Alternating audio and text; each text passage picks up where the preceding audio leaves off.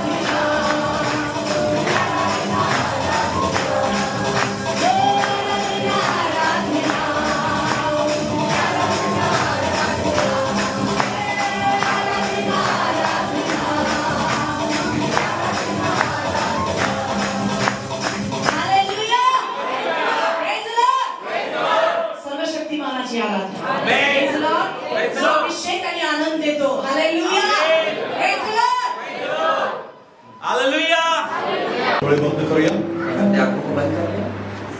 माझ्या बरोबर म्हणा, हे परमेश्वरा, महिमा पराक्रम, शोभा विजय, वैभव तुझीच आहे. आकाशात व पृथ्वीवर जे काही आहे सर्व तुझेच. परमेश्वरा, राज्य हे तुझेच, सर्वाहून श्रेष्ठ उन्नत आहे. धन व मान तुझपासून प्राप्त होतं. तू सर्वावर प्रभुत्व चालवतो. सामर्थ्य व पराक्रम हे तुझ्याच हाती आहे. लोकांस दूर करणे सर्वात सामर्थ्य दे हे तुझ्याच हाती आहे. तर आता हे आमच्या देवा, तुझ्या आभार मानतो. तुझ्या प्रतापी नामाची स्तुती करतो. तुझ्या वचनातून आज माझ्याशी बोल. तुझी सर्व वचने वैने आमेन म्हणतो. स्वीकार. आमेन. देव बाप्पा, तू आमच्यामध्ये उपस्थित आहेस. तुझी योजना, तुझी प्रभुदेवा दया आम्हा सगळ्यांच्यावर आहे. आणि निश्चित आम्ही सगळेजण मनापासून तुझा आभार मानत असताना की आम्ही प्रत्येक जण तुझा आमचा आत्मा तुझ्या पवित्र हातात समर्पित करतो. तुझ्या गौरवासाठी, तुझ्या महिमेसाठी पित्या तू आम्हाला घेऊन आला आणि तुझं वचन आमच्या कानावर पडतेस. प्रभुदेवा आम्ही धन्यवाद देतो. प्रभुदेवा, बरेच लोक ही ऐकण्याची इच्छा बाळगतात पित्या, पण आजपासून प्रभू आजपर्यंत प्रभुदेवा ते तुझ्या त्या वचनापासून वंचित आहे. पण आम्ही धन्य लोक आहोत की जेव्हा तू आम्हाला तुझ्या शरणाजवळ एकत्र केलं आणि निश्चित अर्थाने तुझी वचन आमच्या कानावर पडत आहेत. प्रभुदेवा, आम्ही विशेष निवडलेले आहोत की या वचनांना आम्ही प्रभुदेवा ऐकावं आणि प्रभुदेवा त्याचा करून बोध घ्यावा आणि प्रभुदेवा तुझ्यावर विश्वास ठेवावा, तुझ्या वचनात चालावं. यासाठी आम्ही तुझा आभार मानतो, तुझी स्तुती आणि तुझी महिमा करतो की तू आमच्यावर कृपा केली प्रभू. आणि प्रभुदेवा, या ठिकाणी असणारा प्रत्येक व्यक्ती आज मी तुझ्या पवित्र हातात देतो. कोणीही प्रभुदेवा रिकामं जाणार नाही हा विश्वास बाळगतो. कोणीही प्रभुदेवा या ठिकाणी प्रभुदेवा प्रभू आशीर्वादित झाल्याशिवाय परत जाणार नाही. आशीर्वाद, आनंद, शांती, समाधान जे तुझ्याकडून प्रभुदेवा त्यांना प्राप्त होणार आहे ते त्यासाठी प्रभुदेवा ज्यासाठी आले पित्या येशूच्या नावात ते त्यांना मिळालेलं हे जाहीर करणे. त्यांचं जीवन प्रभुदेवा आशीर्वादित होऊ दे. त्यांचं प्रभुदेवा कुटुंब आशीर्वादित व्हावं असं होऊ दे प्रभुदेवा. आणि प्रभू तुझी वचनं प्रभू त्यांच्या मनाचा ताबा घ्यावी असं होऊ दे. आमची प्रार्थना ऐकली धन्यवाद. येशूच्या नावात मागतो म्हणून तू ऐक. आमेन. आमेन. बसूया. Praise the lord. माझ्यासोबत काढा स्तोत्र संहिता याचा 32वा अध्याय. मेरे साथ पूरे भजन संहिता उसका 32वां अध्याय.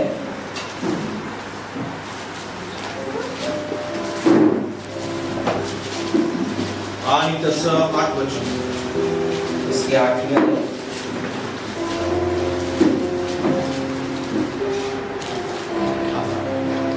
मी तुला बोध करीन, ज्या मार्गाने तुला गेले पाहिजे त्याचं शिक्षण तुला देईन. मी आपली दृष्टी तुझ्यावर ठेवून तुला बुद्धिवाद सांगेन. भजन संहिता 32 उसकी 8वीं. मैं तुझे बुद्धि दूंगा, जिस मार्ग में तुझे चलाना होगा उससे मैं तेरी अगुवाई करूंगा. मैं तुझ पर कृपा दृष्टि रखूंगा और सम्मति दिया करूंगा. Praise the lord. प्रभू के नाम की स्तुति. आणि या ठिकाणी आपल्याला देवानं जो परमेश्वर आपल्याला दिशा देतो त्या गोष्टीविषयी ऐकणे वाचायला मिळतो. यहाँ पर हम इस तरह से पढ़ते हैं कि परमेश्वर जो है एक राह दिखाते, एक दिशा देते हैं, उसके बारे में पढ़ रहे हैं. बाजूला सांगा, परमेश्वरापासून तुला दिशा प्राप्त होते. प्रभु से आपको दिशा प्राप्त होगी. आणि तुला उद्देशाची गरज आहे. आपको उद्देश वचन की जरूरत है. उद्देश म्हणजे दिशा, दिशा म्हणजे हे एका नाण्याच्या दोन्ही बाजू आहेत.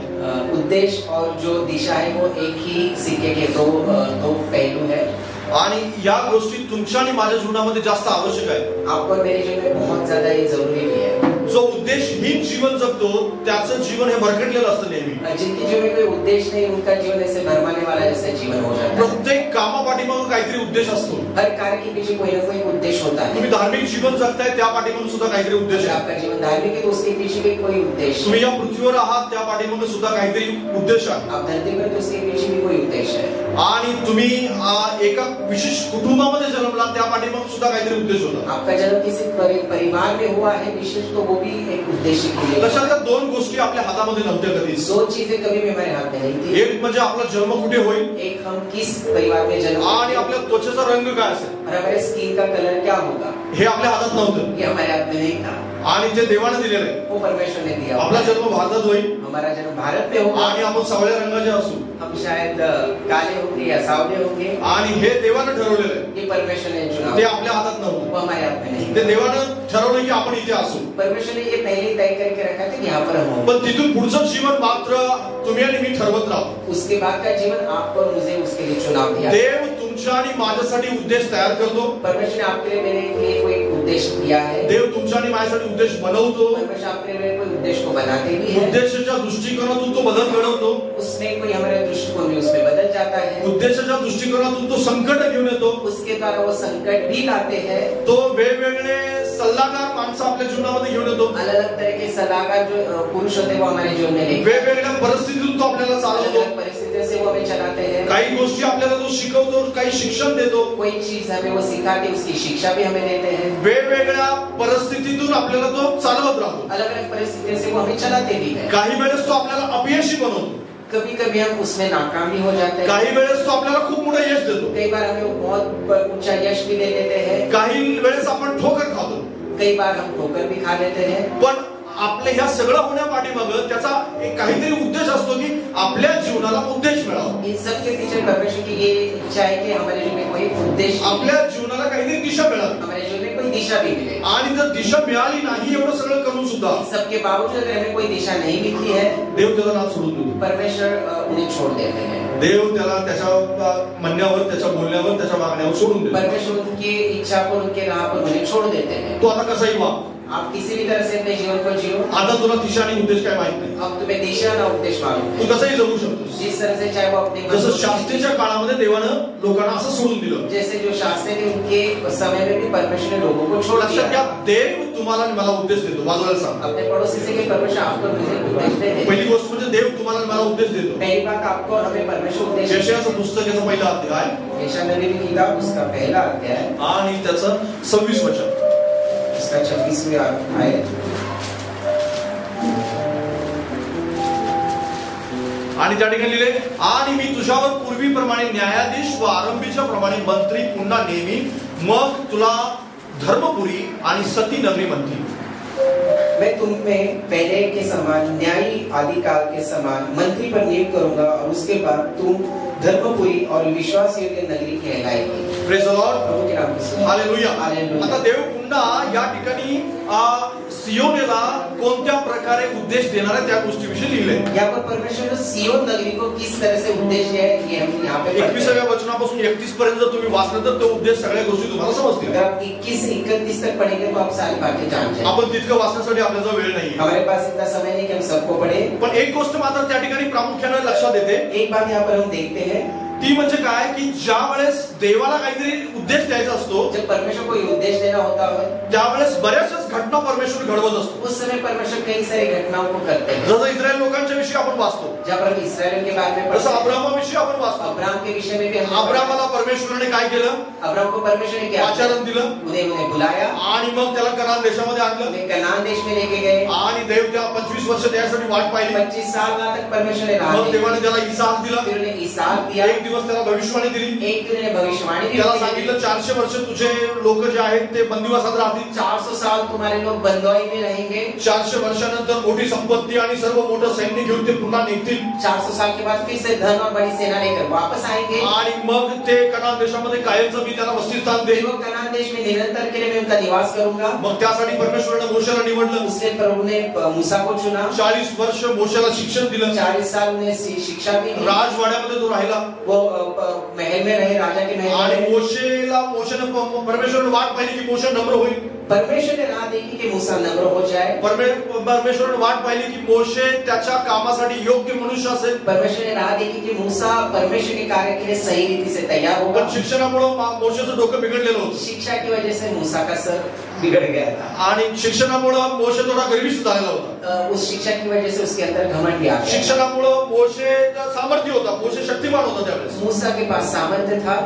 आणि मग परमेश्वराने योजना बनवली. फिर परमेश्वर ने एक योजना बनाई। मग परमेश्वराने मोशेला 40 वर्ष रानामध्ये पाठवलं. परमेश्वर ने मूसा को 40 साल जंगल में छोड़ दिया। त्याचं सगळं शिक्षण विसरायला लावलं त्याला. उसकी सारी शिक्षा को उन्होंने बुलाया। सगळी त्याची ताकद पूर्णपणे कमी केली. उसकी सारी जो सामर्थ्य वो परमेश्वर ने कम कर दिया। एका फटक्यामध्ये एका माणसाला तो जीव मारू शकत होता. एक बार एक फटके में एक इंसान की वो जान ले सकता था। आता 80 वर्षाचा मोशे, अब 80 साल का जो मूसा था, आता एक चापट मारण्यासाठी सुद्धा सामर्थ्य नाहीये. अब उसके अंदर वो बिल्कुल भी सामर्थ्य नहीं कि किसी को मार सके। आता त्याच्यामध्ये शक्ती राहिली. उसके अंदर वो शक्ति नहीं रही। सगळी बुद्धी तो विसरला. सारी बुद्धि भी वो भूल गया। सगळं ज्ञान विसरला. उसका ज्ञान भूल गया। आणि तो म्हणाला आता मला काही येत नाही. अब वो कहने लगा मुझे कुछ नहीं आता। मला बोलता सुद्धा येत मुझे बोलने भी नहीं आ रहा है। आता माझं सगळं ज्ञान सगळं विसरलेलं आहे. मेरा सारा ज्ञान मैं भूल गया हूँ। मग देवासाठी तो योग्य माणूस होता. तब परमेश्वर के लिए वो सही रीति से योग्य मग देवाने त्याला उद्देश दिला. तब परमेश्वर ने उसे उद्देश्य दे दिया। आता तू इस्रायल लोकांना बंदीवासातून बाहेर काढशील. अब तुम इस्राएल को बंधुआई से बाहर निकालो। पुढचे 40 वर्ष त्या उद्देशाला घेऊन मोशे चालला. अगले 40 साल तक उस देश को लेकर मूसा चलते रहा। परमेश्वराने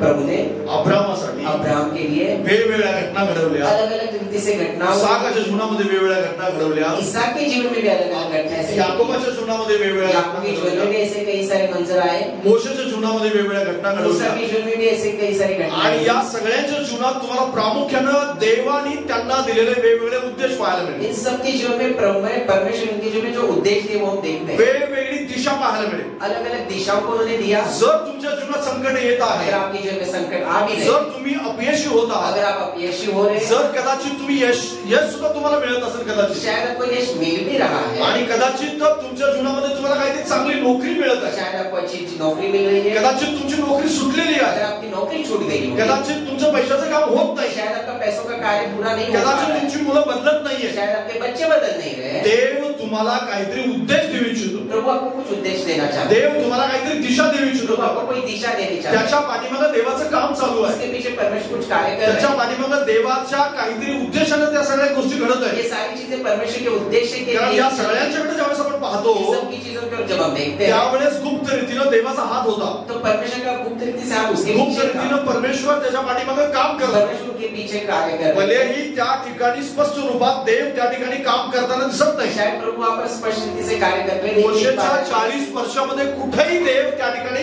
आपल्याला फ्रंटला दिसतच नाही. मूसा के जब 40 साल के कार्यकाल में प्रभु में सीधे रीति से नहीं दिखाई नहीं दे रानामध्ये कुठेही देवानं त्या ठिकाणी आपला हात दिसलेला दाखवलेला नाहीये. रहे। जंगल में परमेश्वर ने अपना हाथ वहाँ पर कहीं भी दिखाई नहीं डायरेक्ट दिया। 40 वर्षानंतर देव त्यासमोर प्रगट होतो. 40 साल के बाद परमेश्वर मूसा के सामने प्रकट पण हो याचा गए। अर्थ असा नाही की देव काम करत नाही. इसका मतलब ये नहीं कि प्रभु कार्य नहीं कर रहे। ज्यावेळेस याकोब 20 वर्ष लाबानाच्या घरामध्ये होता, जब याकूब 20 साल लबान के घर में था, तो सासऱ्याच्या मेंढराची चाकरी करत होता.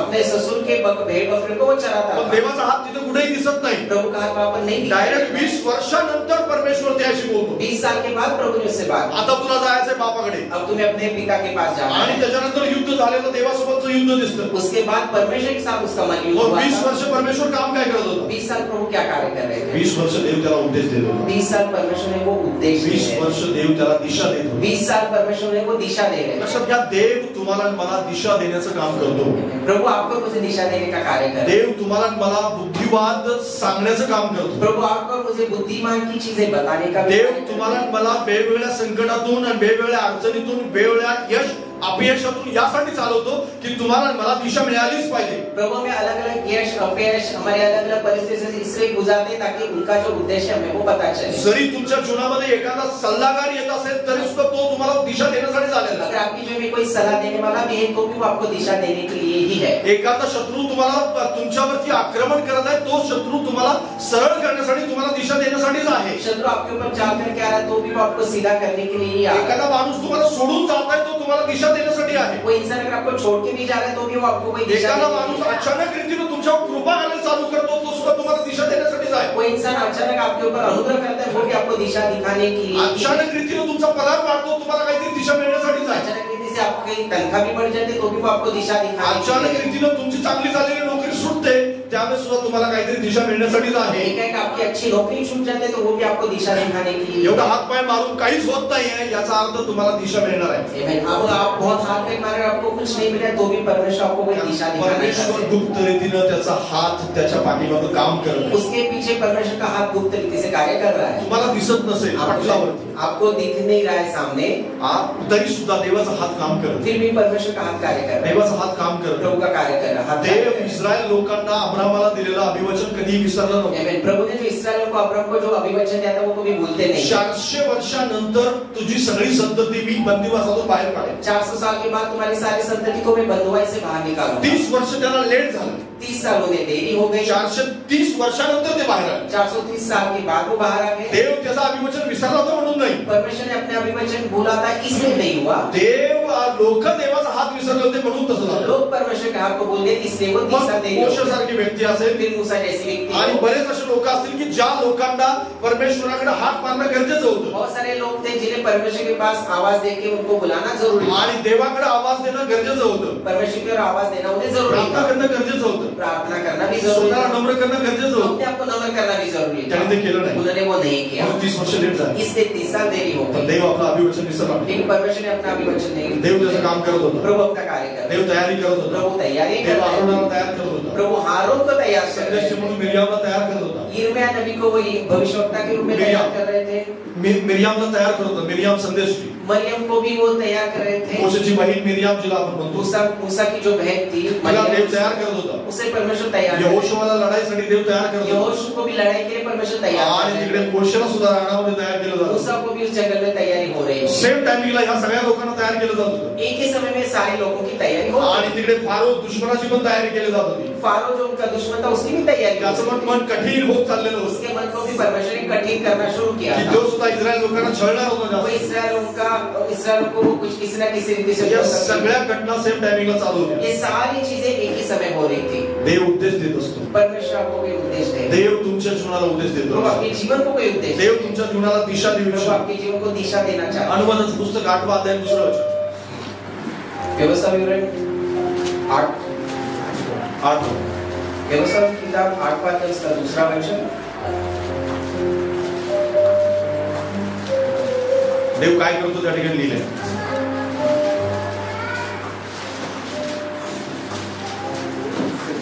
तुला लीन करावे तो वतन तुला लीन करावे आणि तुझ्या मनात काय आहे म्हणजे तू त्याच्या आज्ञा पाळशील की नाही याची कसोटी पाहावी. म्हणून तुला देव परमेश्वर याने गेली 40 वर्ष तुला रानातून कोणत्या रीतीने चालवले याचे स्मरण कर. व्यवस्था 8 उसका 2 और स्मरण कर कि तेरा परमेश्वर यहोवा उन 40 वर्षों में तुझे सारे जंगल के मार्ग में से इसलिए ले आया कि वह तुझे नम्र बनाए और तेरी परीक्षा करके ये जान ले कि तेरे मन में क्या है और तू उसकी आज्ञाओं का पालन कर रहा है या नहीं. प्रभु के नाम से बाजूला सांगा परमेश्वर एक चांगला शिक्षक आहे. अपने पड़ोसी में प्रभु एक अच्छे शिक्षक भी है. परमेश्वर एक चांगला गुरु आहे. प्रभु अच्छे गुरु भी है.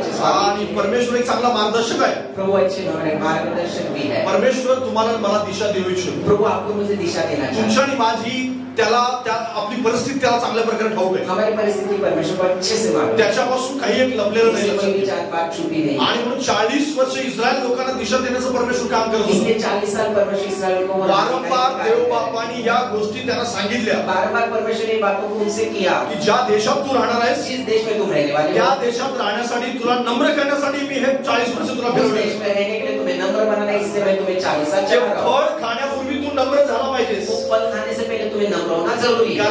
कारण येशू ख्रिस्ताचं आगमन होईपर्यंत नंतरच्या बऱ्याचच गोष्टी आहेत की तिथपर्यंत इस्रायल लोक त्या इस्रायल देशामध्ये राहणार आहेत. यीशु मसीह के आगमन होने तक और उसके कई साल बाद भी इस्राएल को उस जगह पर रहना था. आणि म्हणून परमेश्वर त्यांची तयारी करत होता. इसलिए परमेश्वर उनकी तैयारी कर रहे हैं. परमेश्वर त्यांच्यासाठी योजना बनवत होता. परमेश्वर उनके लिए योजना बना रहा है. आणि म्हणून परमेश्वराने त्यांना फिरवत राहिला. इसलिए प्रभु ने चला रहे. दिशा देण्यासाठी परमेश्वर आपल्याला फिरवत राहतो. दिशा देने के लिए प्रभु में परमेश्वर आपल्या जीवनामध्ये सतत काहीतरी शिकवण्याचं काम करत असतो. प्रभु निरंतर हमारे जीवन में कुछ ना कुछ सिखाने के लिए कार्य आणि त्या गोष्टी तुम्हाला मला तात्कालिक वेळेस समजत नाही. बऱ्याच वो वेळेस चीजें उस समय शायद हम नहीं समझ पाते. विचार करा मोशे 40 वर्ष काय विचार करत होता. सोचिए उस समय मूसा 40 साल तक क्या सोचते. रोज सकाळी उठायचं तोच बायकोने दिलेला डबा घेऊन निघायचं. हर सुबह उठना है पत्नी ने दिया उसी टिफिन को लेके चलना है. आणि 30 मेंढरं आहेत. वही भेड़ बकरी भी है, तो सुनसान डोंगर, वही वो पर्वत भी है, सुनसान है, आणि तेच ते जेवण जे रोज दिलं जात आहे, हर दिन वही खाना है, आणि तीच ती काठी. वही उसके पास लाठी भी थी.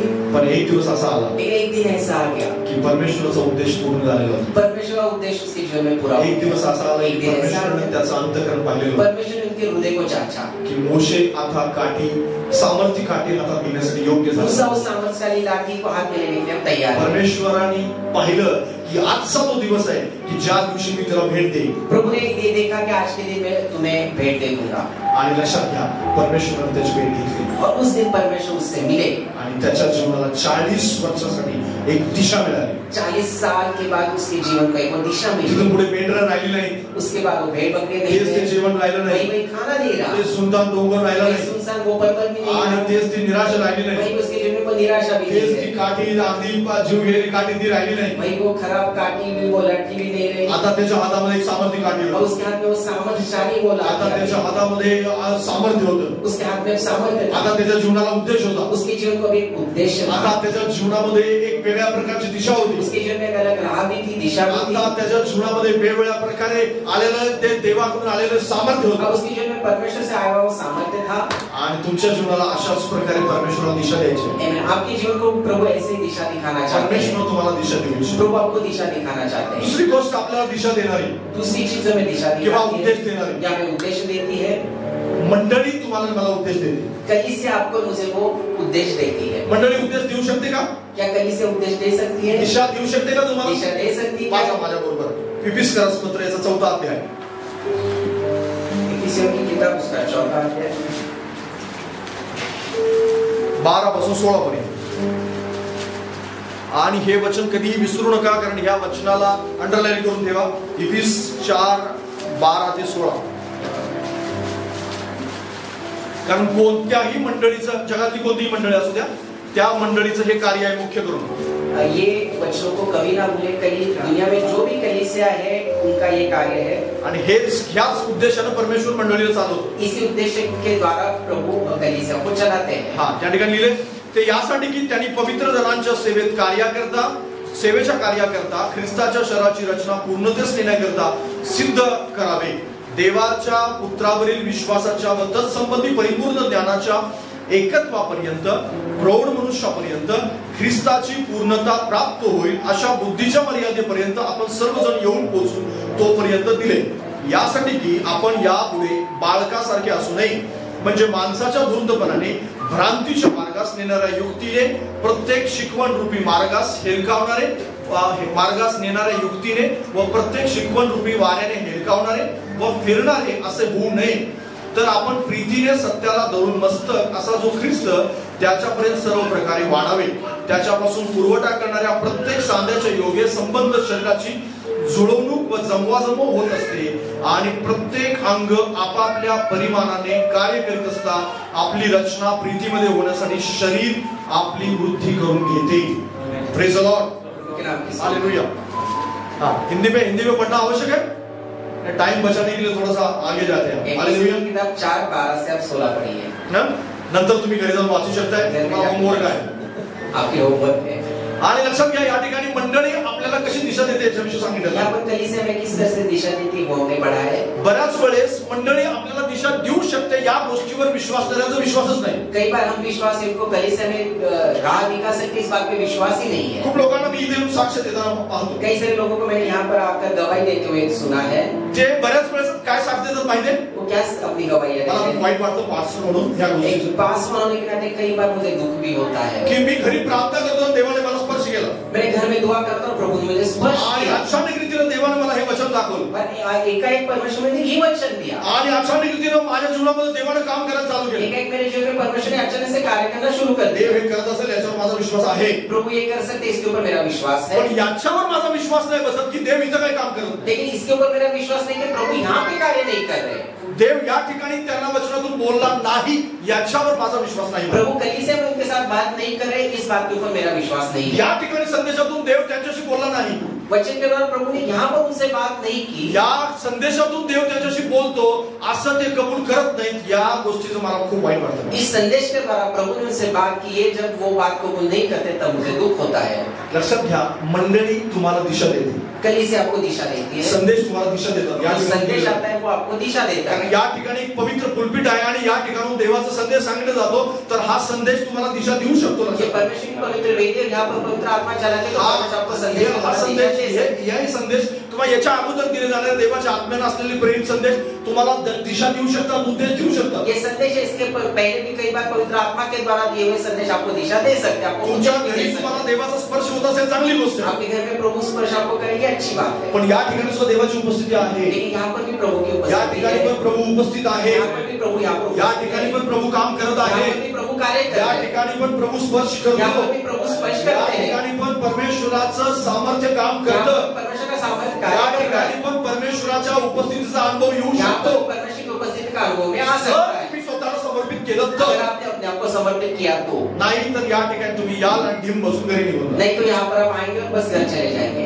लक्षात घ्या, मंडळी दिशा देऊ शकते. बायबल सांगते. पवित्र शास्त्र कहते हैं कलीसिया दिशा देगा. मी हे सांगत आहे तुम्हाला. मैं नहीं कह रहा हूँ. कारण मंडळी हे सगळे शरीराची जुळवणूक झाले. क्योंकि कलीसिया ये शरीर के सब मिलके एक अंग बन गए. एफिसकराच्या पत्रात ज्या ठिकाणी आपण वाचतो शरीराचे वेगवेगळे पार्ट एकत्र आले. एफिसियों की किताब हमने देखा है जहाँ पर शरीर के अलग अलग जो अवयव है वो कोणीतरी संदेश सांगणार आहे, कोई संदेश देने कोणीतरी वाला गीत है, गाणार कोई आहे, गीत गाने वाला है, कोणीतरी वाद्य वाजवणार कोई आहे, बजाने वाला है, कोणीतरी भविष्यवाणी कोई करणार आहे, भविष्यवक्ता है, कोणीतरी चांगली प्रार्थना करणार कोई आहे, अच्छी दुआ करने वाला है, कोणीतरी रडून परमेश्वराचा पश्चाताप करणार आहे. के परमेश्वर के हे सामने सगळेजण एकत्र आले ये सब आणि इकट्ठा आ गए. सगळेजण मिळून एकमेकांची उन्नती करतात. सब मिलकर एक दूसरे की उन्नति कर. Praise the Lord. के नाम की स्तुति. हालेलुया. हालेलुया. घरी तुम्ही एकटे आहात. घर में आप अकेले हैं. तुम्हाला संदेश द्यायचे, आपको ही खुद को तुम्हाला ऐकायचंय, आपको ही सुनना है, तुम्हाला भविष्यवाणी करायची, आपको ही भविष्यवाणी तुम्हाला करनी है, बायबल वाचायचं, आपको पवित्र शास्त्र तुम्हाला पढ़ना है, प्रार्थना करायची, आपको ही दुआ करनी है, तुम्हाला पश्चाताप करायचा. आपको ही पछतावा भी हे करना सगळं करण्यासाठी मंडळीत है. वेगवेगळे ये सब करने के लिए प्रभु के अलग अलग लोग हैं. आणि जे तुमची मदत करतात. वो लक्षात आपकी मदद हमेशा हे करते तुम्हाला हैं. हेल्प वो करतात. आपकी मदद करते तुम्हाला हैं. गाण्यासाठी मदत करतात. आपको गीत गाने के लिए तुम्हाला मदद वाजवण्यासाठी करते हेल्प हैं. करतात. आपको बजाने के लिए मदद संदेश करते सांगण्यासाठी तुम्हाला हैं. हेल्प संदेश करतात. बताने के लिए आपकी मदद करते ऐकवण्यासाठी हेल्प हैं. करतात. आपको सुनाने के लिए तुमच्यासाठी प्रार्थना करतात. आपको कोई दुआ तुमच्यासाठी करते लढतात. हैं. आपके लिए रोक रोक के तुमच्यासाठी गुडघ्यावर येतात. आपके लिए घुटनों पे आ रहे हे हैं. मंडळीत होतं. ये कलीसिया करती है. चर्च मध्ये होतं. ये कलीसिया में होता है. आणि जर होत नसेल अगर नहीं हो रहा है तुमच्यासाठी आपके लिए नहीं हो रहा है तर तुम्हाला मंडळीतून काही उद्देश तो मिळणार आपको नाही. कलीसिया से कोई उद्देश्य नहीं मिलेगा. कारण उद्देश जर हवा असेल अगर आपको उद्देश्य तर चाहिए तुम्हाला याच्याविषयी जागरूक व्हावं आपको लागेल. इसके लिए जागरूक होना या जरूरी मंडळीशी है. जागरूक व्हावं लागेल. कलीसिया के प्रति आपको सचेत होना मंडळी जरूरी है. उद्देश देऊ शकते. कलीसिया उपदेश दे बाइबल सकती है. सांगते. ये पवित्र शास्त्र कह रहा है. कारण बायबल सांगतं या ठिकाणी क्योंकि पवित्र शास्त्र यहाँ पर सगळे कह रहा है. मिळून एकमेकांची उन्नती सब करतात मिलकर एक दूसरे की उन्नति कर आणि रहे हैं प्रवृत्तीकडे वाढतात. और अलग अच्छे रीति से बढ़ रहे जो हैं. एकटा राहतो ना जो अकेले रहता है प्रवृत्तीपर्यंत कधीच जात नाही. वो प्रौढ़ता की ओर नहीं जाता है. बरं, तुम्ही तपासा त्या आप माणसाला. अपने आप को जांचिए. एकटा जो मंडळीपासून बाजू राहतो जो ना कलीसिया से अलग होकर त्याचे अकेले रहता नेहमी है विचार बालिश असतात. उनके जो विचार होते हैं वो बचकाने रहते त्याच्या हैं. जीवनामध्ये उद्देश नसतो. उनके जीवन में कोई उद्देश्य नहीं तू है. काय सेवा करणार आहेस? आप क्या सेवा करोगे? सेवा करणार हे माहिती आहे त्याला. सेवा करना ये उसे मालूम है. काय करणार क्या करना है हे नाही माहिती. ये उसे नहीं मालूम. कुठे जाणार कहाँ जाओगे हे नाही माहिती. ये उसे नहीं मालूम. ट्रेन मध्ये बसून निघालाय, ट्रेन में बैठ के निकल तो गया वो. कुठल्या स्टेशनवर उतरणार, कौन से स्टेशन पे आपको उतरना है ये उसे नहीं मालूम है. कुठे पोहोचणार कहाँ पे पहुंचना है माहित नाही. उसे नहीं मालूम. तिकीट आहे त्याचं, उसके पास टिकट तो है, काय लिहिले हेच माहित नाही. उसके ऊपर क्या लिखा उसे नहीं मालूम. हे अशा लोकांचं असंच होतं. ऐसे लोगों के साथ इसी जो मंडळी सोबत सुनून जो आहे कलीसियों के साथ जुड़ा हुआ है त्याला माहिती आहे कोणते उद्देश त्याला सांगणार आहे. उसे मालूम है उसे उद्देश्य बताने वाला कोई है. तो जर पटला तर त्याला हात धरून उठवणार कोणीतरी आहे. अगर वो गिर गया तो उसे हाथ पकड़ के उठाने वाला भी कोई है. चुकला तर त्याची चूक दाखवणार इथं आहे कोणी. अगर उसकी गलती होगी तो उसकी गलतियों को दिखाने वाला भी कोणीतरी कोई त्याला है. सांगणार आहे की तू या बाबतीत या ब्रदर सिस्टर या बाबतीत तुम्ही चुकलेला और आहात, उसे बताने वाला कोई भाई बहन तुम इस चीज में गलत तुम्हाला हो. सुधारावं लागेल. आपको उसे इन चीज में तुम्हाला सुधारना पश्चाताप करावा लागेल. पछतावा करना जरूरी है. एकटा असेल तो काय सांगणार अकेला क्या अपने आप को संभालेगा. आणि एकटा असेल तो शोधत राहतो मग ऑनलाईन अकेला वो ऑनलाइन ढूंढता है. आणि मग त्याला ऑनलाईन शोधतो तो ऑनलाइन ढूंढता रहते हैं. आणि शोधत असताना त्याला कोणीतरी त्याचा प्रिय व्यक्ती सापडतो. ढूंढते हुए से कोई उसका प्रिय व्यक्ति अरे दिखाई हा देता है. मला माझ्या मनासारखं बोलणार आहे. उसे लगता है ये मेरे मन की तरह बोलने वाला है. लगेच त्याला सबस्क्राईब करतो, उससे वो तुरंत सब्सक्राइब कर लगेच देता त्याला फॉलो करतो है. उसको फॉलो भी करने आणि लगता त्याचं है. ऐकत राहतो. उसका ही सुनने लगता है. दुसऱ्याचं काही ऐकत नाही दूसरों की कोई बात नहीं आणि सुनता. त्याला वाटतं मी बरोबर चालत उसे लगता है मैं सही रीति से चल रहा हूँ. आणि तो एक दिवस खड्ड्यात पडतो. एक दिन खड्डे में जाके वो गड्ढे में जाके गिर जाता है. मंडळी तुम्हाला उद्देश देऊ शकते. कलीसिया से आपको उद्देश्य दे सकती है. लक्षात घ्या, बायबल सांगते मंडळी तुम्हाला उद्देश देईल. पवित्र शास्त्र कहता है कलीसिया आपको उद्देश्य दे सकती चर्चमध्ये कारण येशू ख्रिस्त एकट्या माणसाला नेण्यासाठी येणार नाही. है. कलीसिया अकेले लेने की अकेले स्वतः सब बाजूला सांगा, तुला एकट्याला नेण्यासाठी येशू येणार. अपने पड़ोसी से प्रभु आपको अकेले लेने नहीं आएंगे, मंडळीला नेण्यासाठी येशू येणार. कलीसिया को लेने वो आएंगे, मंडळीला नेण्यासाठी येशू येणार. कलीसिया को लेने के लिए यीशु मसीह आएंगे. जर तुम्हाला येशू बरोबर जायचं आहे, आपको यीशु मसीह के साथ जाना है, तर मंडळी बरोबर तो जोडून आपको राहायला कलीसिया के साथ जुड़ के रहना आपको जरूरी है. तुमचं मन कितीही न वाढवेल, आपका मन इसको माने या ना माने, तुम्ही कितीही विश्वास ठेवा का न ठेवा, रखो या ना रखो, पण बायबल मध्ये लिहिले ते सत्य आहे. पवित्र शास्त्र में लिखा है वो सच है. तुम्ही मानता नाही मानता त्याच्याविषयी बायबल आणि परवा करत नाही. नहीं मानते इसके लिए पवित्र शास्त्र उसकी परवाह नहीं करता है. त्याची परवा करायची बायबलला गरज नाहीये, पवित्र शास्त्र को उसकी परवाह करने की जरूरत नहीं कारण है. तुमच्या म्हणण्यावर चालत नाहीये. आपके कहने के अनुसार पवित्र शास्त्र नहीं चलता धार्मिक है. काम, देवाचा उद्देश, देवाची दिशा ही देवाच्या वचनावर चालते. परमेश्वर का परमेश्वर की जो पवित्रता है वो पवित्र शास्त्र के द्वारा जसं चलती है. देव उद्देश देतो जैसे आपल्याला, प्रभु आपको उद्देश देते हैं, आपको उद्देश जर देते हैं. तुम्हाला कळत नसेल की आत्म्यामध्ये कुठे जावं, अगर आपको नहीं समझ में आ रहा कि आप में कहाँ जाएंगे, प्रार्थना कशी करावी, दुआ कैसे करेंगे, माझ्या समस्येचं उत्तर मला कसं मेरी मिळेल, समस्या का समाधान भविष्यामध्ये मला काय ठेवलेलं आहे भविष्य माझ्यासाठी, मेरे लिए क्या रखा है, माझ्या मेरे लेकरांचं काय मेरे होईल, बच्चों का क्या होगा, मंडळीत यावं लागेल. आपको कलीसिया में आना जसं जरूरी है. देवाकडे जाणं गरजेचं जैसे आहे, प्रभु के पास जाना जरूरी तसं है, चर्च मध्ये सुद्धा येणं गरजेचं वैसे आहे. कलीसिया में आना जरूरी है. जो कोणी ह्या मंडळीच्या बाबतीत सिरियस नाही, त्याला त्या जीवनात उद्देश मिळू शकत नाही. अगर कलीसिया के प्रति कोई अगर सीरियस गंभीर नहीं तो उसके अपने जीवन का उद्देश्य नहीं आणि मिलेगा. म्हणून मंडळीच्या बाबतीत उद्देश तुम्ही सिरियस राहायला चालू करा. कलीसिया के प्रति आपको गंभीर होना त्याला चाहिए. लाईट घेऊ नका. उसे कम में ना त्याला म्हणू रखें. काय जाऊ दे, काय नाही, काय फरक पडत नाही मला. उसे आप ये मत कहें कि मुझे से कोई फर्क नहीं पड़ता है. तुम्ही नसल्यामुळे मंडळीला काय नाही फरक पडणार. आपके नाम से कलीसिया को कोई फर्क नहीं पड़ेगा. लक्षात घ्या, मंडळी नसल्यामुळे तुम्हाला खूप मोठा फरक लेकिन पडतो. कलीसिया ना होने से आपको बहुत फर्क पड़ेगा. कारण एक माणूस गेला तर परमेश्वर त्याची दुसरी भरती करणार. एक इंसान जाएगा तो प्रभु उसके लिए कोई दूसरा लेके आएगा. गेलेत का माणसं निघून, कहीं से क्या लोग नहीं निकल गए, पण परमेश्वराने त्या जागेवर भरती केली की नाही केली. लेकिन प्रभु ने उनके जगह किसी और को भी लेके आए. मी म्हणतोय म्हणून नाही, हे सत्य आहे, तपासा तुम्ही. मैं कह रहा हूँ इसलिए, लेकिन ये सच है, इसको आप खुद जांचें. मग लक्षात घ्या, फरक कुणाला पडतोय, तो किससे फर्क पड़ता है, जो मंडळी सोडून जात आहे त्याच्यावर फरक पडतो. जो कलीसिया छोड़ के जा रहे हैं उससे वो फर्क जो पड़ता है. मंडळीला सिरियस घेत नाही त्याच्यावर फरक जो पडतो. कलीसिया आपको गंभीरता से नहीं लेता. एक माणूस मला गेल्या आठवड्यात भेटला एक पिछले सप्ताह एक इंसान मुझे मिले, आणि त्यांनी मला सांगितलं उसने मुझे बताया की मी ज्यावेळेस पण सोडून गेलो, जब मैं कलीसिया को छोड़ के गया माझं सगळं शिक्षण सगळं शून्य झाले. आता मेरे सारे शिक्षा शून्य हो, डोक्यात काय राहिलेलं मेरे नाहीये. दिमाग में कुछ नहीं रहा. समजत नाही कुठून सुरुवात मुझे करावी, समझ में आ रहा है कहाँ से शुरुआत आणि करूं, समजत नाही कुठे एंड करावं. मैं कहाँ पे उसको अंत करूं. का असं होतंय, ऐसा क्यों हो रहा है, कारण जे मंडळीच्या बाबतीत तो व्यक्ती सिरियस राहिला नाही. क्योंकि कलीसिया के प्रति वो गंभीर नहीं त्याला है. असं वाटलं काही नाही होत आहे, उसे लगा कुछ नहीं होता मी है. शरीरापासून वेगळं झालं तर काय नाही फरक पडत. शरीर से मैं अलग हो जाऊं तो भी मुझे कोई फर्क नहीं हात पड़ेगा. वेगळा झाला म्हणून शरीर पूर्णपणे चालायचं बंद होईल असं नाही. लक्षात हाथ घ्या. अलग हो गया इसका मतलब ये नहीं कि शरीर आपका पूरा बंद हो जाएगा, हात शरीराशिवाय चालू शकत नाही. लेकिन हाथ शरीर के बिना नहीं चल सकता है. हात एकटा नाही चालू शकत. हाथ अकेले नहीं चल सकता. या शरीराशी जुळून राहिला तरच हात इस चालतो. शरीर के साथ जुड़ा रहेगा तभी हाथ चलेगा. आणि म्हणून ह्या हाताला शरीराची गरज आहे. इसलिए हाथ को शरीर की एक जरूरत हात नसला म्हणून शरीर थांबणार नाही. है. एक हाथ नहीं होगा तो शरीर रुक नहीं जाएगा, शरीर चालू राहील. शरीर चलेगा. ही गोष्ट लक्षात ठेवा. ये बात को आप समझिए. तुम्हाला मंडळी दिशा देऊ शकते, आपको कलीसिया दिशा दे सकती है. आणि म्हणून दिशा देण्यासाठी मंडळीसोबत जोडून राहा. इसलिए दिशा पाने के लिए दिशा कलीसिया पाहिजे के का? साथ जुड़ने के लिए चाहिए. आत्मिक गोष्टींमध्ये वाढायचे का, आत्मिक जीवन में अगर आपको बढ़ना है, जीवनामध्ये यशस्वी व्हायचे आपको जो का, अपने यशस्वी होना है अपने जीवन आणि में, तुम्हाला अपयश आले का, अगर आपके जीवन में कोई तर तुम्हाला या सगळ्या गोष्टीचं उत्तर मिळेल कुठे, ये सारी चीजों का जवाब आपको कहाँ मिलेगा, कलीसियाओं में मिलेगा. व्यक्तिगत रीतीने देव काम करत नाही मी असं म्हणत नाही. लक्षात घ्या, आपके व्यक्तिगत जीवन में प्रभु कार्य नहीं करते ऐसे मैं नहीं कह रहा हूँ. व्यक्तिगत रीतीने परमेश्वर काम करत आहे ह्याविषयी मी पहिले सांगितलं मैं होतं. पहले कहा था कि प्रभु आपके पर्सनल लाइफ में कार्य कर रहे हैं. आणि दुसरी गोष्ट मंडळी सुद्धा काम करते. कलीसिया भी कार्य कर रही दुसरा है. रोल मंडळीचा आहेच आहे, दूसरा किरदार कलीसियाओं का है, त्याला तुम्ही टाळू नाही शकत. आप उसे नकार नहीं सकते. तिसरी महत्वाची गोष्ट, तीसरी बात जरूरी, एक चांगला सल्लागाराची तुम्हाला जास्त गरज आहे. एक अच्छे सलाहकार की आपको जरूरत है. दिशा देण्यासाठी चांगल्या सल्लागाराची गरज दिशा आहे. देने के लिए एक अच्छे सलाहकार प्रेषितांची की कृती आपको- 8वां अध्याय, प्रेरितों के कार्य 8वां अध्याय 31 वचन. तिसरी महत्वाची गोष्ट, सल्लागाराची गरज आहे का, वाचा, त्या ठिकाणी लिहिलेलं आहे. 8वां अध्याय 31 वचन काय सांगतं, त्याने म्हटले कोणी मार्ग दाखवले खेरीस मला कसे समजणार. मग त्याने फिलिपाला आपल्या जवळ येऊन बसाव्यास वर बोलावले. उसने कहा जब तक कोई मुझसे न समझा तो मैं कैसे समझू, और उसने फिलिप्पुस को विनती की कि वह चढ़कर उसके पास बैठे.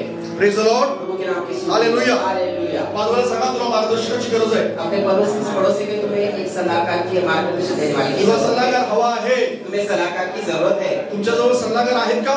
आपके पास कोई सलाहकार है, समझाने वाला है. बायबल मध्ये एक राजा होता, पवित्र शास्त्र में एक राजा था. रहबाम त्याचं नाव. रहबाम रहबाम राजा था. आणि रहबाम हा शलोमोनाचा मुलगा होता.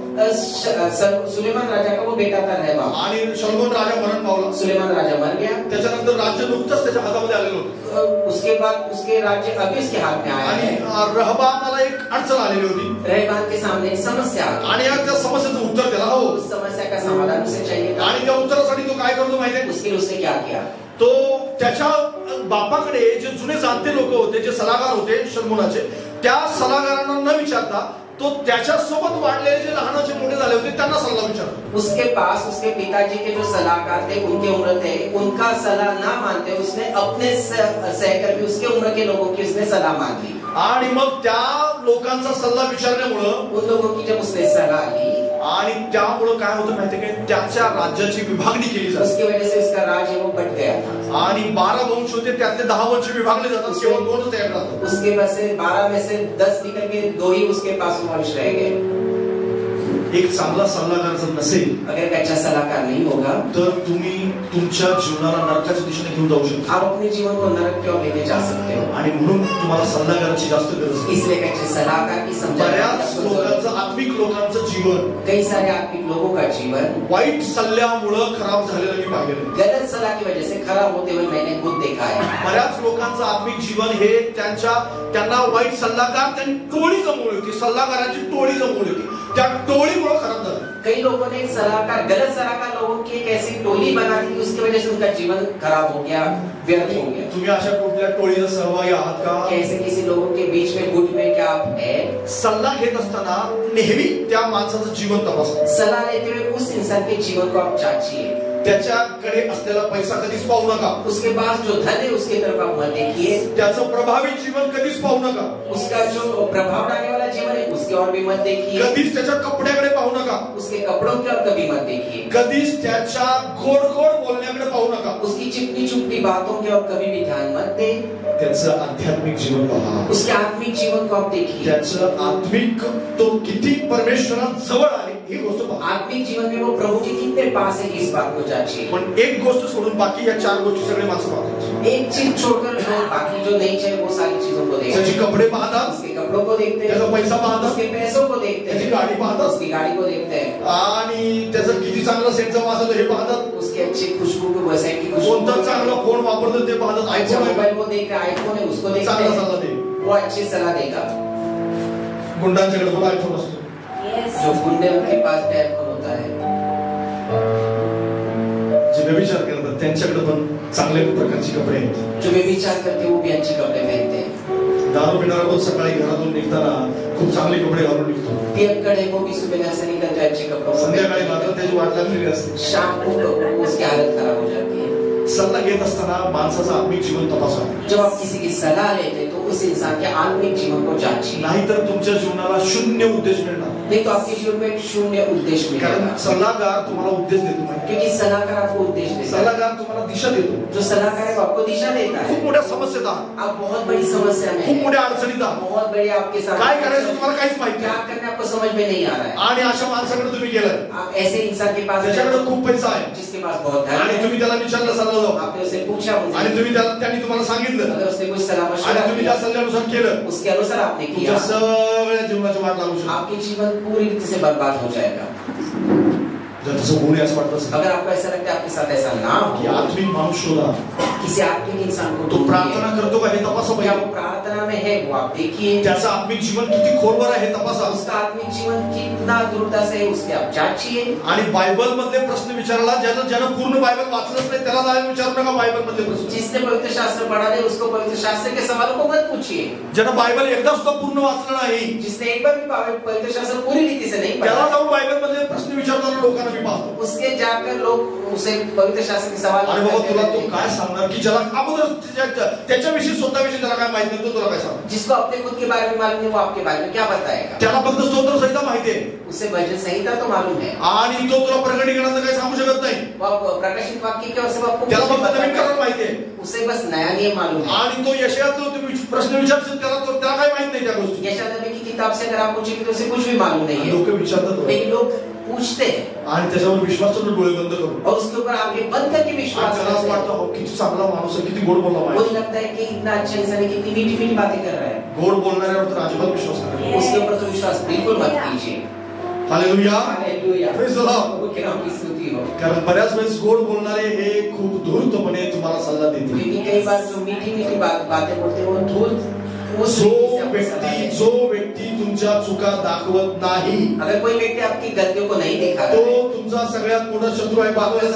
शत्रु है. ये बात अपने पड़ोसी से कही. जो व्यक्ती तुमच्या चुका दाखवत नाही, अगर कोई आपकी गलतियों को नहीं दिखा रहा है, तो तुमचा शत्रू आहे. आपका शत्रु है. शैतान तुमच्या चुका दाखवतो कधी? क्या शैतान आपकी गलतियों को दिखाता है? शैतान चुका दाखवतो कधी? क्या शैतान आपको अपनी गलतियों को दिखाता है? चुका कोण दाखवतो? गलतियां कौन दिखाता है? देव. परमेश्वर दिखाता है. परमेश्वर दाखवतो ना. प्रभु आपकी गलतियों को दिखाता है. म्हणून चुका दाखवत नाही म्हणून तो शैतान आहे. वो गलतियां नहीं दिखा रहा है इसलिए वो शैतान है. आणि हा चुका दाखवतो म्हणून तो देव आहे. गलतियों को दिखा रहा है इसलिए वो परमेश्वर है. या एवढ्या मोठ्या सत्यावर माझा विश्वासच नाही ठेवत. इतने बड़े सच के ऊपर लोग विश्वास नहीं कर रहे. आणि त्यांना असं वाटतं उन्हें ऐसा लगता है की हा मला नेहमीच वाईट सल्ला देतो. हमेशा मुझे बुरा सलाह ही देता है. त्याजवळ जाऊन काय करू? इसके पास जाके मैं क्या करूं? मग तू बसला बरोबर. तो तू बस गया. वो तुला कुठलीही दिशा मिळणार नाही. आपको कोई दिशा नहीं. तुम्ही दिशाहीन जीवन जगा. आप दिशाहीन दिशा नहीं. कुठल्याही प्रकारच्या कुठच्या भविष्यामध्ये पुढे जाण्याची तुमची शक्यता नाही. आप भविष्य में किसी अच्छी चीज को जाने की म्हणून चांगला सल्ला देणारा माणूस शोधा. सही सलाह देने वाले इंसान. आत्मिक माणसाजवळ राहा. आत्मिक जीवन के पास जवळ राहा. उसके हमेशा दावीद राजा जानते हैं दाऊद राजा काय यशस्वी होता माहितीये? वो इतने रीति से वो यशस्वी. कारण त्याचे सगळे सल्लागार हे आत्म्याने भरलेले होते. उसके सारे सलाहकार थे वो आत्मा से बायबल भरे हुए. वाचा. पहिले शमूएल, दुसरे शमूएल वाचून पहा. आप पवित्र शास्त्र पढ़िए. पहला शमूएल, पहिला इतिहास वाचून पहा. पहले इतिहास तुम्हाला चांगल्या प्रकारे अभ्यास करून पहा की त्याचे सगळे सल्लागार हे आत्म्याने भरलेले सल्लागार. अच्छे से पढ़ाई कीजिए कि उसके जो सारे सलाहकार थे वो आत्मा से भरे हुए थे. आणि म्हणून तर तो कधी युद्धात हारला नाही. इसलिए वो कभी युद्ध में पराजित नहीं. सगळे आत्म्याने भरलेले माणसं त्याच्या सभोवती सब आत्मा से भरे हुए लोग उसके इर्द गिर्द रहते थे. नाथान सारखा मनुष्य त्याजवळ होता. नाथान जैसा संदेशता भी उसके पास था. चुकल्यानंतर तोंडावर सांगणारा की राजा तू चुकलास. गलती होने के बाद उसने सीधी रीति से कहा कि राजा तुम गलत हो. नाथानाला त्यांनी कधी नाकारलं नाही. लक्षात. नाथान को दाऊद ने कभी नकारा नहीं. माहिती होता आत्म्याने भरलेला माणूस. क्योंकि उसे मालूम था ये आत्मा से भरा हुआ है. ये सही बात कर रहा है. आणि जर तो आत्म्याने भरलेला नसता मतलब आत्मा से नहीं भरा हुआ काय करला असता? वो उसका बहुत बुरा हाल हो जाता. ते त्याला ठेवलं होतं लेकिन उसने उसे अपने पास रखा. की मी चुकल्यानंतर मला वाटलं. जब मैं गलती करूंगा तो मुझे बताओ. अशी माणसं ठेवा बाजूबाजूला. ऐसे लोगों को अपने इर्द गिर्द रखिए. अशा माणसं भेटत नाहीत माणसं. लोगों को ऐसे लोगों से मिलना का भेटत नाहीत माहिती आहे? क्यों नहीं मिलते? माझी चूक दाखव. क्योंकि वो मेरी गलतियों को दिखाएगा. तुमच्या जीवनाला दिशा मिळेल. आपके जीवन को दिशा मिली. अशा माणसाला जवळ ठेवा. ऐसे इंसान को अपने पास. दिशाहीन जीवन जगत आहेत. लोक ट्रेन मध्ये बसलेत. कुठे पोहोचणार काहीच माहिती. बहुत सारे लोग हैं उनके जीवन में कोई दिशा नहीं. ट्रेन में बैठे हैं. चौथी गोष्ट तुम्हाला बायबल दिशा दाखवू शकते. चौथी बात पवित्र शास्त्र आपको दिशा दिखाता है. संहिता 32:8 मध्ये लिहिलेलं आहे ते वचन पहिल्यांदाच वाचलं. हमने पहले पढ़ा था भजन संहिता 32 उसका 8वीं आयत. आणि मी तुला बुद्धिवाद सांगेन असं लिहिले त्या ठिकाणी. मैं तुम्हें बुद्धि की चीजों को बताऊंगा ऐसे वहां पे. Praise the Lord. प्रभु के नाम से. मला सांगा बायबल मध्ये किती पानांचं हे पुस्तक आहे? ये पवित्र शास्त्र कितने पन्नों की किताब है? 1086 पानं ह्याच्यामध्ये आहेत. 1098 पानं जुन्या करारामध्ये आहे. 1198 माझं मराठी बायबल हिंदी में 1000 आणि 366 पानं नव्या करारामध्ये आहे. 363 नए नियम में. म्हणजे जवळपास 1500 पानांचं पुस्तक आहे. लगभग 1500 पन्नों की ये किताब है. बायबल तुम्हाला 1500 पानांचं पुस्तक आहे. बरोबर. पवित्र शास्त्र ये 1500 लगभग पन्नों की किताब है. आणि 1500 पानांचं पुस्तक त्याच्यापैकी तुम्ही 100 पानं वाचली. इसमें से आपने 100 पन्नों को पढ़ा है.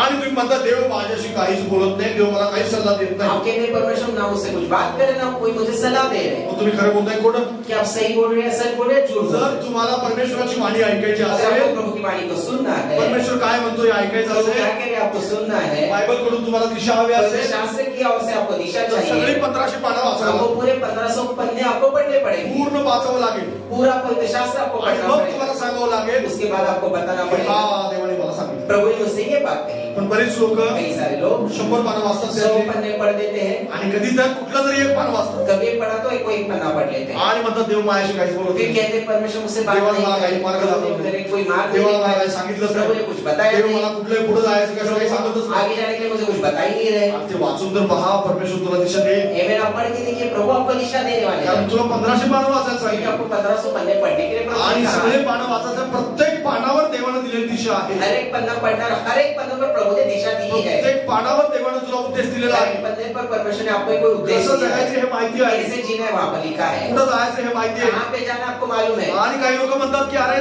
ते त्या इतिहासाच्या काळामध्ये होतं, कुछ लोग कहते हैं वो तो इतिहास की बात है। तत्कालीन काळामध्ये कुठे काही दिशा देत आहे? अभी के समय में परमेश्वर क्या दिशा दिखा रहा है? ज्यावेळेस तू इतिहासाची 1500 पानं वाचशील, जब आप इतिहास की जो 1500 पन्नों को पढ़ेंगे, ज्या गोष्टी याच्यामध्ये लिहिल्या नाहीत, जो चीजें यहाँ पर नहीं लिखी है, ज्या आधुनिक काळाविषयी ह्याच्यामध्ये लिहिलेलं नाही, आने वाले दिनों के बारे में जो यहाँ पर नहीं लिखा है, हे विचारशील, वो जब पूछोगे त्यावेळेस परमेश्वर तुला लगेच कानामध्ये त्या गोष्टी सांगेल। आमेन। उस समय परमेश्वर आपके कान में वो चीजों को बताएंगे। कारण हेच जर वाचलं नाही तर नवीन आधुनिक काळाविषयी काही ऐकायची अपेक्षा अगर बाळगा। आप ये नहीं पढ़ेंगे तो नए साल में आने वाले दिनों में क्या होगा इसकी आप अपेक्षा ही मत कीजिए। आपल्याला उद्देश हवा आहे देवाकडून, हमें परमेश्वर से उद्देश्य तो चाहिए। बायबल नाही वाचायचं, पवित्र शास्त्र नहीं पढ़ना है, कारण बायबल तुम्हाला मला दिशा देते। लक्षात क्योंकि घ्या, प्रभु पवित्र शास्त्र आपको मुझे दिशा देता है। देवाचा आवाज तुम्हाला त्याच वेळेस ऐकू येईल ज्यावेळेस तुम्ही बायबल वाचायला चालू करा। प्रभु की वाणी तभी आपको सुनाएगी कि जब आप पवित्र शास्त्र पढ़ना शुरू बायबल करेंगे। जो वाचत नाही त्याला देवाकडून कुठल्याही प्रकारच्या आवाजाची आणि कुठल्याही प्रकारच्या मार्गदर्शनाची त्याने अपेक्षाच ठेवू नये। जो इंसान पवित्र शास्त्र नहीं पढ़ता वो परमेश्वर से कि उपदेश या मार्गदर्शन की अपेक्षा। बायबल तुम्हाला वाचलंच पाहिजे, मस्त आहे, त्याच्याविषयी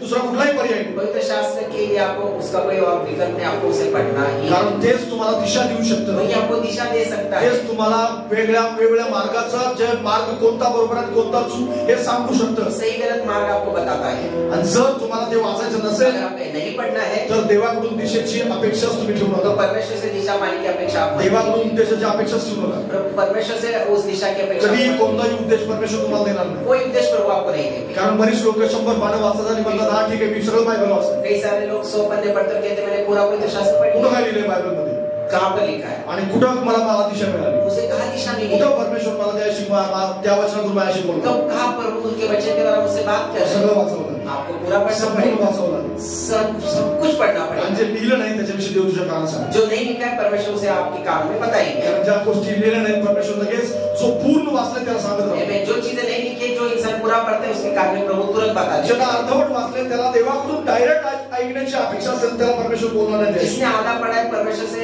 सीधे सुनने की वो अपेक्षा ना है। ऑलरेडी जे दिशा दिली ते तरी वाच, जो दिशा दी है उसे तो वो पढ़े, आणि मग देवाकडून नवीन दिशेची अपेक्षा फिर करा। प्रभु से नई दिशा की अपेक्षा करें। ऑलरेडी जे लिहिलंय त्याच वाचायची तुम्हाला गरज वाटत नाहीये, जो लिखा है वो आपको पढ़ने की जरूरत नहीं महसूस हो रही है आणि मग तुम्ही नवीन दिशेची अपेक्षा करता। और नई दिशा की आप अपेक्षा कर रहे ऐसा होना नहीं। हैं। ऐसा नहीं होगा, ऐसा होना नहीं। ऐसा नहीं होगा। आणि म्हणून 4 गोष्टी मी तुम्हाला सांगितल्या। इसलिए 4 चीजें आज मैंने आपको बताई। तुमच्या जीवनाच्या उद्देशाला शोधा। आपके जीवन का जो उद्देश्य है उसे आप जाने। कुठे निघाले आणि कुठे पोहोचणार नाही असं जर तुमचं असेल कहाँ पे निकला और कहाँ नहीं पहुंचूंगा, अगर आपके जीवन की बात है, तर निश्चित अर्थाने तुम्ही चुकीच्या मार्गावर निश्चय आप गलत राह पे चल रहे हैं। आणि निश्चित याचं 6वा अध्याय 23वा वचन वाचू, शेवटचं वचन वाचू। नीति वचन उसका 6वां अध्याय 23। नीति वचन 6 उसकी 23वीं आयत। वचन यूं कहते हैं, आज्ञा तो दीपक है और शिक्षा ज्योति और सिखाने वाले की डांट जीवन का मार्ग है। Praise the lord. प्रभु के नाम में स्तुति हो।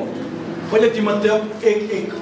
पहले तिमोथी की किताब 1 अध्याय उसका 1 वचन। पहिले तिमोथेय 1:1 वाचूया।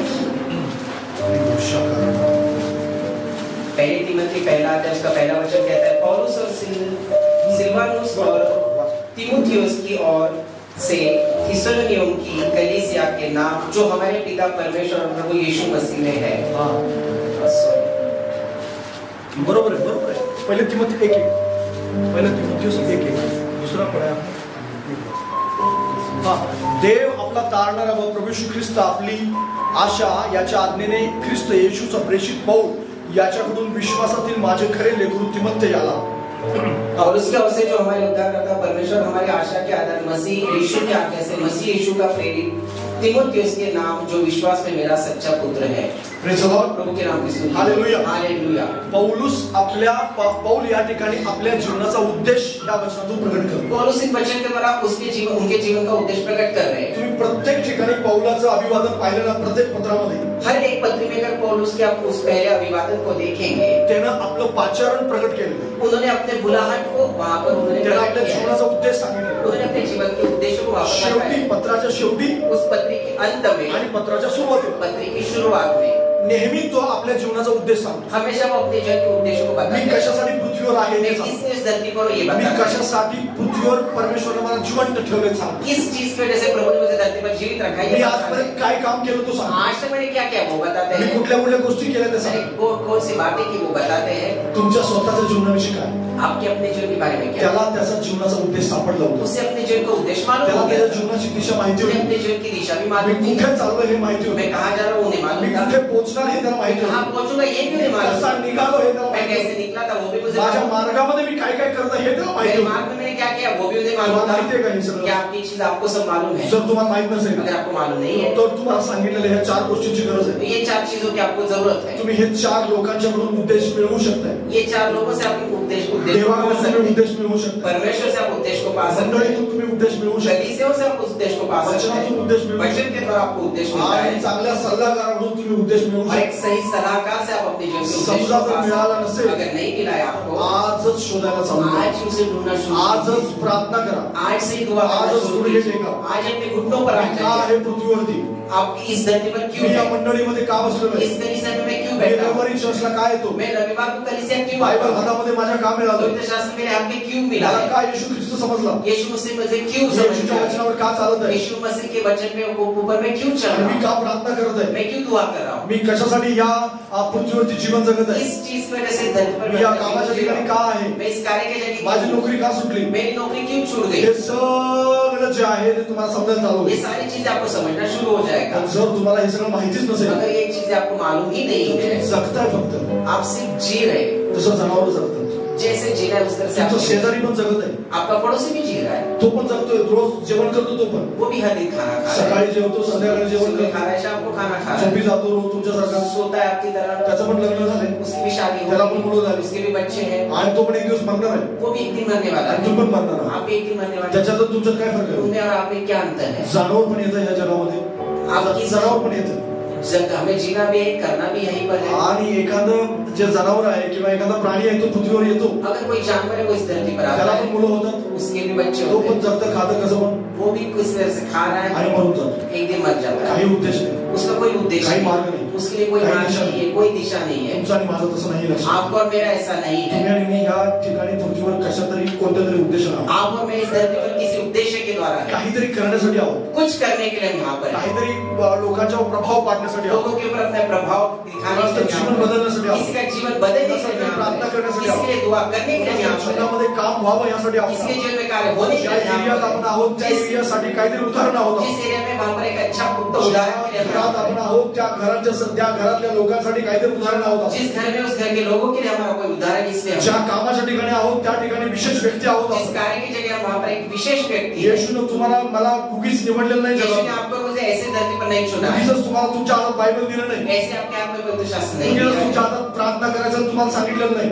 ऐसे आपको दुआ करने के लिए या नहीं ठिकाणी दिया है. कुकीचं जीवन बसवलेलं नाही तुम्हाला. ऐसे यहाँ पर आपको बिठाया नहीं है. तुमच्या जीवनाविषयी देवाचा उद्देश आहे. Amen. आपके जीवन के लिए परमेश्वर का उद्देश्य है. तो तुम्हाला मिळालाच वो पाहिजे. आपको मिलना जरूरी है. जर मिळाला अगर नसेल नहीं मिला है तर उगीच तुम्ही धावत आहात. आप ऐसे ही बस दौड़ रहे हैं. आजच गुडघ्यावरती या. आज अपने घुटनों के ऊपर आइए. तुम्ही काम मोठं करताय की छोटं हे महत्वाचं नाही. आप कार्य बड़ा कर रहे हैं छोटा कर रहे महत्वाचं हे हैं. आहे की तुम्हाला काहीतरी उद्देश मिळाला. जरूरी है कि आपको कोई उद्देश्य मिला है. आणि हजारो लोकांसाठी नाही पण एका माणसासाठी तर मी उदाहरण आहे. शायद हजारों के लिए नहीं बट एक इंसान के लिए मैं एक उत्तम उदाहरण हूं.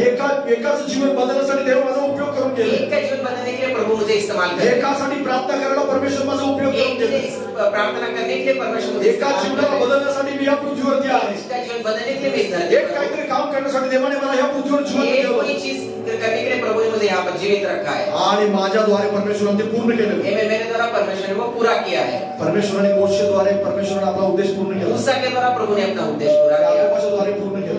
याकूब के द्वारा पूरा इसहाकाच्या द्वारे किया. इसहाक के द्वारा पूरा किया. योसेफाच्या द्वारे पूर्ण केला. यूसुफ के द्वारा भी पूरा दानियेलच्या किया. द्वारे पूर्ण केला. दाऊद के द्वारा पूरा किया. येशूचे 12 शिष्य त्यांच्याद्वारे यीशु मसीह के 12 चेले थे उनके द्वारा भी पूरा किया. पौलाच्या द्वारे पूर्ण केला. पौलुस के द्वारा पूरा किया. आणि पौल सारखा आपण करून देतो. और पौलुस बार-बार हमें इस बात की याद दिला है. सुवार्ता सांगण्यासाठी पृथ्वीवर आहे. सुसमाचार सुनाने के लिए इस धरती पर हूं. जेलमध्ये तुम्हाला पत्र पाठवण्यासाठी आहे. बंदीगृह में मैं तुम्हें वो खत लिखने के लिए यहाँ पर तुम्हाला पत्र लिहित आहे पण या ठिकाणी परमेश्वराने मला विशेष उद्देशाने ठेवलेलं आहे. मैं तुम्हें पत्र लिख रहा हूँ लेकिन प्रभु ने मुझे किसी उद्देश्य से मुझे यहाँ पर रखा है. त्याला आठवण करून देतो वो जो बुद्धिमानी है उनके लिए वो की याद तुझ्याजवळ असलेली ठेव सांभाळ.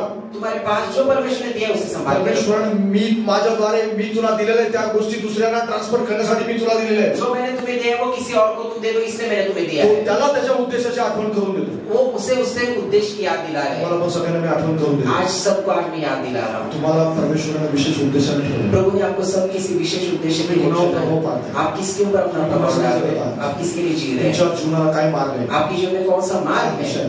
क्या दिशा है? आणि जर ती नसेल अगर वो नहीं है, आजच प्राप्त करा. आज ही उसे मिला. बाइबल वाचा, तुम्हाला दिशा मिलेल. पवित्र शास्त्र पढ़ेंगे तो आपको समझ में आ जाएगा. परमेश्वराचं गुडघे टेका, तुम्हाला दिशा मिळेल. प्रभु के सामने घुटनों पर आए तो आपको दिशा मिल जाएगी. तुमच्याशी बोलेल. प्रभु आपसे बात करेंगे. मंडळीमध्ये या, तुम्हाला दिशा मिळत जाईल. कलीसिया में आएंगे आपको दिशा मिल काय जाएगी. करायचं तुम्हाला समजेल. क्या करना है आपको समझ में आ एक जाएगा. चांगला सल्लागार नेमा. एक सही सलाहकार को त्याच्याजवळ चुनिए. जा. उसके पास त्याशी जाइए. जोडून राहा. उसके साथ जुड़े त्याला रहिए. सांगा प्रार्थना करायला. उससे कहे मेरे लिए दुआ करें. आणि त्याजवळ जाऊन त्याला प्रश्न विचारा. उसके पास जाके उसे पूछिए. आणि आत्मिक माणूस आहे का तपासा तो. वो आदमी है नहीं, इसको जांचिए. आणि चर्चेच्या टोळीमधून बाहेर या. सिर्फ बड़बड़ने वाले ऐसे लोगों से बाहर अशा निकलिए. टोळीतून बाहेर या जे तुम्हाला उगीच कान घालतात तुमचे. ऐसे गुटों में मत रहिए जो आपके सिर्फ कान खा रहे हैं. आणि त्या सगळ्या टोळीत असाल तर कधीच तुम्हाला चांगला सल्ला मिळणार नाही. ऐसे गुटों में आपको सही सलाह कभी नहीं मिलेगी. तुम्हाला कधीच उद्देश मिळणार नाही. आपको अपना उद्देश्य पता नहीं चलेगा. प्रभू तुम्हाला चांगल्या सल्लागाराकडून चांगला उद्देश देईल. प्रभु आपके सही सलाहकार के द्वारा सही उद्देश्य देंगे. या सगळ्या गोष्टी प्रभू तुमच्यासाठी काम करू. निश्चित सारी आपल्याला चीज या सगळ्या गोष्टींच्या द्वारे परमेश्वर तुमच्यासाठी काम करू. इन सारी चीजों के द्वारा प्रभु आपके लिए निश्चित कार्य कर रहे हैं. निश्चित अर्थाने प्रभू तुम्हाला उद्देश देईल. एवं निश्चय प्रभु आपको उद्देश्य देंगे. त्या आपण सगळे आइए हम सब खड़े हो जाएं.